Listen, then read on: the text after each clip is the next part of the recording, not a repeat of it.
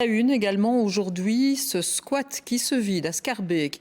Il était occupé par des demandeurs d'asile, mais la situation sanitaire a poussé les autorités à intervenir. Alors ce matin, les occupants se sont vus proposer une place en centre d'accueil, mais ils étaient plus nombreux que prévu et cela a provoqué une belle pagaille. Le reportage à la rue des Palais de Thierry Van Gulik.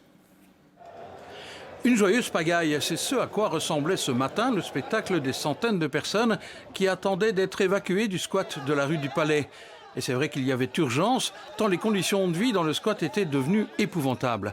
Et tout avait été prévu par la région de Bruxelles. Ce qui sera proposé aux personnes ici dans le courant de la journée, c'est d'abord un screening médical et ensuite un dispatching vers des capacités d'hébergement, donc vers les capacités faits d'asile pour les demandeurs de protection internationale et vers le réseau d'aide aux personnes sans abri pour les autres. L'objectif, c'est une restauration de droit, donc c'est restaurer les personnes dans un hébergement plus digne parce que les conditions ici étaient depuis l'origine complètement inhumaines, donc il fallait agir. Des demandeurs d'asile soulagés de quitter le squat, comme ce jeune Afghan qui vivait ici depuis des semaines. There is no anything for living here, to be here. The situation is so bad here. We hope that to be have a place which not dirty, which everything is good, you know.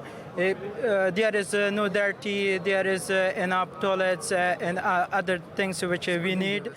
Bruxelles Help, qui pilotait l'opération, avait estimé à 250 le nombre de personnes qu'il pourrait prendre en charge.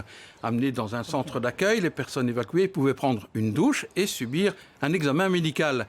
Mais très vite, le centre a été débordé par plus de 500 personnes évacuées. Ce qui a confirmé les réticences de Médecins du Monde chargés de l'accueil sur cette opération.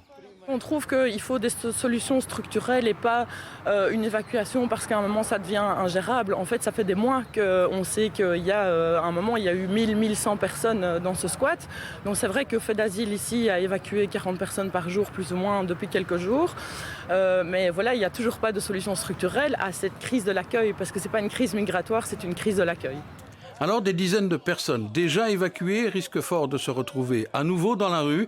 Pour Médecins du Monde, on n'a fait que déplacer le problème.